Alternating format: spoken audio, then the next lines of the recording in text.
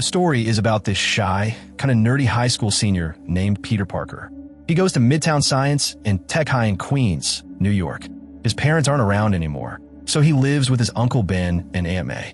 Peter has this big crush on his next-door neighbor, Mary Jane Watson. She's one of the few people at school who's actually nice to him. But her boyfriend, Flash Thompson, is a typical jock bully who's always picking on Peter and making his life miserable. Peter's only real friend is Harry Osborn, who's rich, good-looking, and also kind of an outcast. But Harry's a bit jealous because his dad, Norman Osborn, a super rich and powerful scientist who runs Oscorp, really likes Peter and wishes he was his own son. One day, Peter's science class visits a genetics lab at Columbia University that's working on creating super spiders by messing around with their DNA. While Peter's snapping pics of Mary Jane for the school paper, one of these special spiders, which is red and blue, sneaks out and bites Peter without anyone noticing. Peter goes home feeling sick and crashes early. Inside his body, the spider's venom starts messing with his DNA, doing all sorts of weird things. Meanwhile, over at Oscorp, General Slocum visits to check out a new super soldier formula Norman's been working on.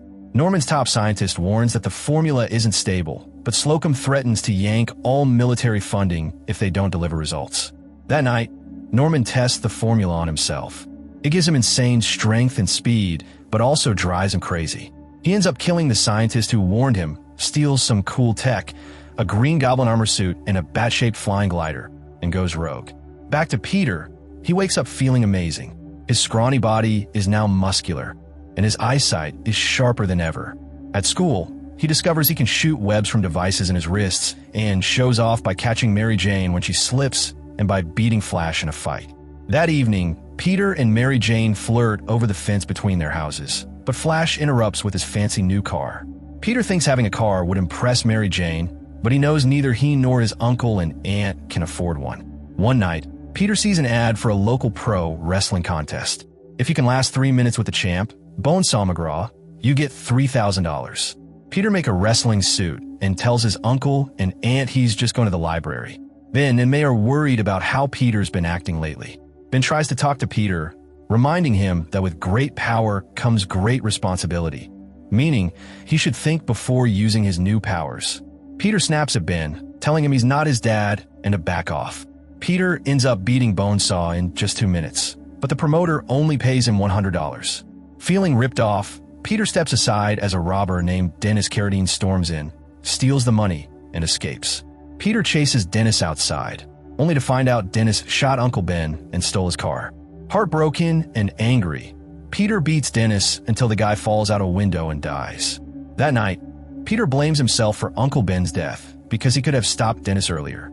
Meanwhile, Norman Osborn, now crazed and in his Green Goblin suit, attacks a weapons test at Quest Aerospace, Oscorp's rival.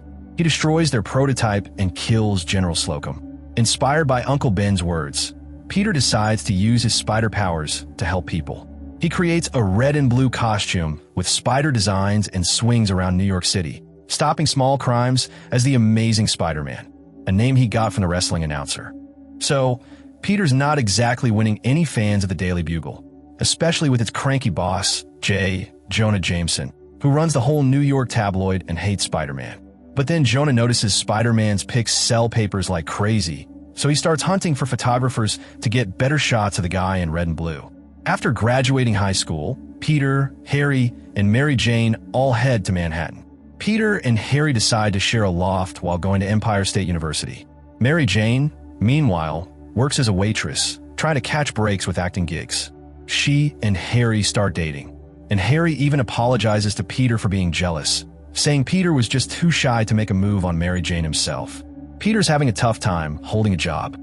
His science teacher boss, Professor Connors, fires him for always showing up late. Norman Osborn, Harry's dad and the big boss at Oscorp, offers to help Peter find work, but Peter insists on figuring it out on his own. Then Peter spots Jameson's ad looking for better Spider-Man photos. Using his web to hang his camera in perfect spots, Peter grabs some amazing shots of his own heroic deeds.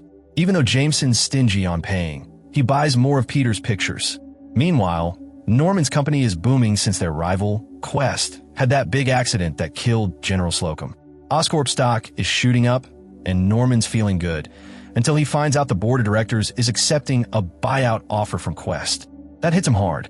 Norman's craziness starts showing up as two sides of him: the driven but confused scientist Norman and the evil, scheming Green Goblin. As the Goblin, he crashes Oscorp's Unity Day street fair and kills the board members. Mary Jane almost gets hurt in the chaos. Spider-Man jumps in, fights off the Goblin, and saves Mary Jane just before she falls. Mary Jane starts falling for Spider-Man, especially after he rescues her from some attackers on a rainy night, and she even thanks him with a kiss. Of course, she doesn't know Spider-Man is really Peter. The Goblin thinks they should team up. He storms the Daily Bugle office, traps Spider-Man with knockout gas, and tells him to think about joining forces. Goblin warns Spider-Man the city will turn against him eventually, so they should rule it together.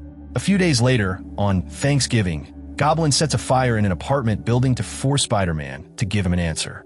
Spider-Man says no, and they fight again. Spider-Man gets cut bad on his arm. Both Norman and Peter rush back to their loft for Thanksgiving dinner. When Peter shows up with blood on his sleeve, Norman puts two and two together and realizes Peter is Spider-Man. Norman bolts out quickly, insulting Mary Jane on his way, which hurts her because Harry doesn't stand up for her.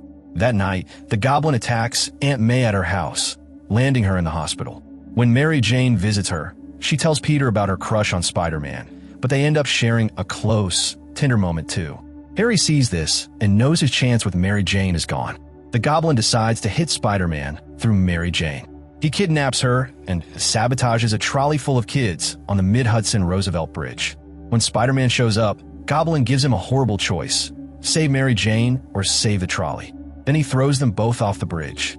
Spider-Man pulls off a miracle, saving both Mary Jane and the kids with some help from a passing barge and people on the bridge throwing stuff at Goblin to slow him down. Goblin fights back, grabbing Spider-Man and tossing him into an abandoned building. They battle hard, and Goblin seems to have the upper hand. He even throws a pumpkin-shaped bomb that wrecks Spider-Man's mask and wounds him. When Goblin's about to kill Spider-Man with blades, he taunts him by threatening Mary Jane. That's the last straw for Spider-Man, who goes all out and beats Goblin badly, until Goblin unmasks and it's Norman. Peter's stunned to see it's Norman all along. Norman tries to explain everything was the Goblin persona taking over him and asks Peter to forgive him. But then Goblin's glider sneaks up behind Spider-Man, and the evil side of Norman takes control again. Goblin tries to kill Spider-Man with the glider, but Peter dodges just in time. Norman ends up impaled on his own glider and dies. Before passing, Norman makes Peter promise not to tell Harry about the Green Goblin secret. Peter takes Norman's body to his penthouse. Harry sees this and instantly blames Spider-Man for his dad's death.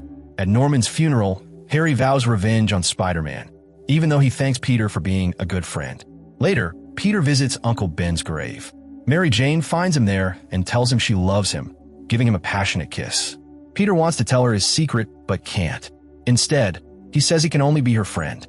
Mary Jane thinks maybe she's kissed him before, but Peter just walks away, knowing exactly who he is and what that means. Who am I?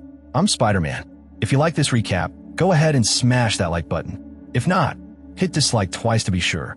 You really should watch the whole movie. Thanks for watching. Don't forget to subscribe for more stuff like this.